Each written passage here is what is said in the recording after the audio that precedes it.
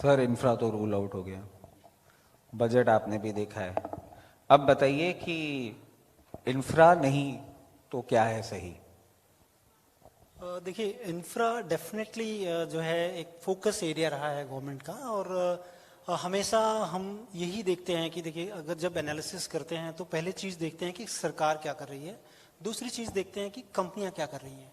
क्योंकि एटलीस्ट सरकार से तो पैसा हम नहीं कमा सकेंगे, कंपनियां कमाएंगे, लेकिन हम कंपनियों में इन्वेस्ट करके कमाएंगे, राइट। तो जैसे इंफ्रा में बूम तो काफ़ी आ चुका है, हमने देखा है कई कंपनियों। अब अगर आप L&T को ही देख लें, काफ़ी बढ़ गया है स्टॉक इन दोनों। हमने इसमें एक ITD सीमेंटेशन काफ़ी पहले लिया था, काफ़ी सस्ता था। लेकिन इंफ्रा एज ए होल मुझे लगता है कि स्टोरी तो रहने वाली है यहाँ पे। लेकिन हम अब जो नेक्स्ट पेज देख रहे हैं वो मैन्युफैक्चरिंग की तरफ देख रहे हैं। इंडिया में जो ग्रोथ स्टोरी होगी इंफ्रा, क्योंकि इंफ्रा में अगर आप देखोगे मार्जिन बहुत थिन होती है। इंफ्रा में डेट लेना पड़ता है कंपनियों को रन करने के लिए बिजनेस। और अगर कहीं भी कोई साइकिल थोड़ा सा भी गड़बड़ होता है तो उनके लिए काफ़ी मुश्किल होते हैं। लेकिन अगर आप मैन्युफैक्चरिंग साइड में देखो, और जो सेमीकंडक्टर की बात चल रही है अभी, इंडिया जो कि एक बहुत बड़ा सेमीकंडक्टर हब होने वाला है, काफ़ी कंपनियां एंडेवर कर रही हैं, क्योंकि एक डिफ़िकल्ट टेक्नोलॉजी है। इसके इकोसिस्टम को बिल्ड करने के लिए, वैसे क्योंकि गवर्नमेंट काफ़ी एग्रेसिव थी, लेकिन बाद में उनको पता चला कि हमारे पास फोर्स नहीं है, वर्क फोर्स नहीं है, हमारे पास वो इलेक्ट्रॉनिक इंजीनियर्स नहीं है जो कि इस चीज़ में काम लग सकेंगे। तो मुझे लग रहा है कि थोड़ा बैकफुट पे गए हैं, धीरे धीरे करें। कि ऐसा तो नहीं हो सकता कि हम मैन्युफैक्चरिंग जो है सेमीकंडक्टर का यहाँ करें और ताइवान से लोगों को लेके आएँ। ये शायद नहीं करनी चाहेगी गवर्नमेंट तो। लेकिन जो मैं देख रहा हूँ कि मैन्युफैक्चरिंग साइड में प्राइवेट केपेक्स धीरे धीरे चालू हुआ है, कंपनियों को कॉन्फिडेंट बिल्ड कर रही है। तो बहुत सारे क्षेत्र में आप देखोगे लोग केपेक्स डाले जा रहे हैं। स्पेशली अगर आप इंफ्रा की बात कर लो, इंफ्रा का एक सेक्टर एनर्जी सेक्टर भी है, जहां पर काफ़ी बड़ा मतलब एक कह लें कि शिफ्ट हो रहा है, जो कि थर्मल से रिन्यूएबल की तरफ हम जा रहे हैं। बहुत सारे काम हो रहे हैं, आपको वहाँ देखना चाहिए। बहुत सारी कंपनियां, मतलब अडानी से लेके मतलब जिंदल देख लीजिए, even for that matter Reliance देख लीजिए। ग्रीन हाइड्रोजन एक ऐसी चीज़ है जिसमें कि अगर क्लिक हो जाता है, हम अगर इस चीज़ को ईजाद कर लेते हैं कि पर लीटर हमारा जो कॉस्ट होगा वो अगर कम हो जाता है, I think that will is going to be, मतलब इंडिया का एक बहुत बड़ा जो है डिस्कवरी होगा इस क्षेत्र में। कंपनियां काम कर रही हैं, एंडेवर कर रही हैं। तो हम लोग की काफ़ी नज़र है कि ये जो चीज़ें शिफ्ट हो रही हैं वहाँ पर कौन सी कंपनियां हो सकती हैं, टाइम विल टेल। लेकिन ये जो सेक्टर स्पेसिफिक है, मैन्युफैक्चरिंग जैसा कि बात कर रहे हैं कि हम सारी चीज़ें इंडिजिनियस बनाएं, सबसे पहला एंडेवर था उनका डिफेंस। अगर आपको ध्यान होगा कि गवर्नमेंट ने कहा कि 2030 तक मैक्सिमम जो डिफेंस प्रोक्योरमेंट होगा वो हमारा इंडिजिनियस होने लगेगा। और आपने देखा कि डिफेंस के स्टॉक में कितनी बड़ी रैली आई। ऐसे नहीं है, रेलवे के इंफ्रास्ट्रक्चर में जो खर्च किया है सरकार ने, हमने किस सरकार ने क्या किया वो नहीं देखना है, हमें देखना है कि जो सरकार वास्तव में खर्च कर रही है, जो बोल रही है, जो बजट एस्टिमेट्स आ रहे हैं, जो उसके बाद एक्चुअल बजट्स आ रहे हैं, उसमें जो चीजें दी जा रही हैं। दूसरी चीज मैं कहूंगा कि जल जीवन मिशन जो इंफ्रास्ट्रक्चर में गवर्नमेंट ने खर्च किए हैं, लास्ट ईयर 70,000 करोड़, इस बार भी 70,000 करोड़ दे रहे हैं। पाइप की कंपनियों को देखें आपने इस बार जो बहुत बड़ा अनाउंसमेंट है बजट में, जो कि एक इंटेंशन है गवर्नमेंट का कि हम मिडिल क्लास को घर देंगे उनको, मतलब उसका उन्होंने खाका नहीं दिया, जस्ट एक लाइन कही है कि हम मिडिल क्लास को उनका अपना घर देंगे, या फिर वो फ्लैट लेना चाहें तो उस पर सपोर्ट करेंगे। इसका मतलब है कि सीमेंट, आपको लोहे, ये सारी चीजें लगेंगी। और आप ध्यान रखें कि एक घर बनता है, इकोनॉमी का बहुत बड़ा चक्का चलता है।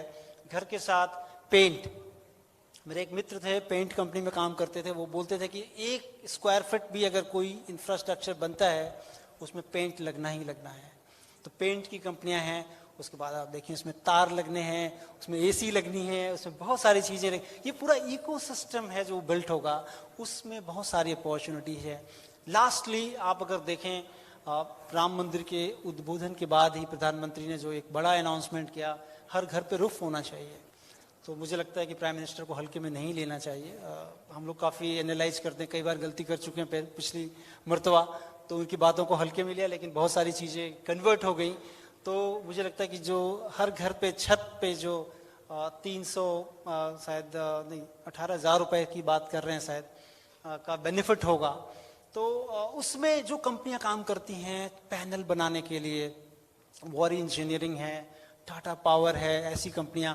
और मैं एक चीज स्टडी पढ़ रहा था कि पूरे इकोसिस्टम में अगर रूफ पे लगाया जाए तो 30 से 35% पैनल लगता है उसमें।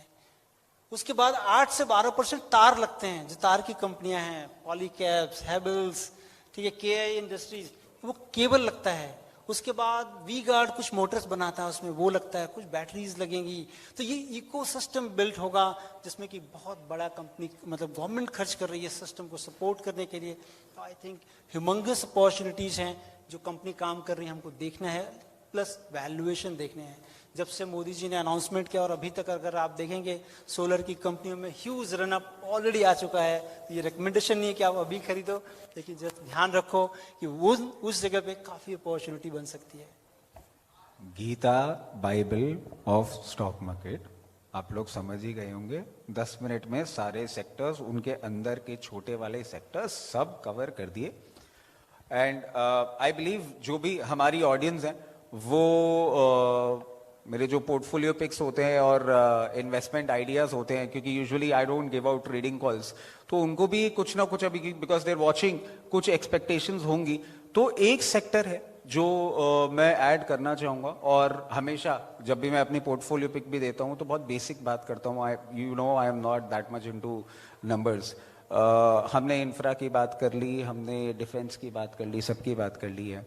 यहाँ पे एक प्रॉब्लम है कि हम ये एक और चीज देखेंगे, एंड आई बिलीव अभी 2024 जब गवर्नमेंट जीतती है उसके बाद कंजम्पशन पे फोकस जाने वाला है 100 करोड़ प्लस।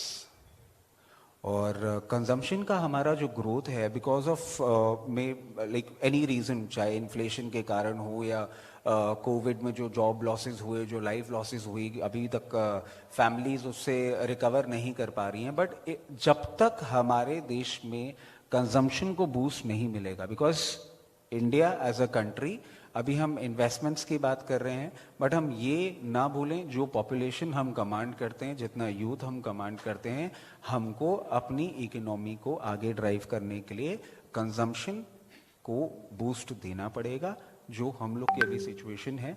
अगर हम 8-9% कंजम्पशन नहीं लेके जा पाते तो जो हमारे आगे के टारगेट्स है वो नहीं होते। तो consumption stocks beaten down, can not talk about them.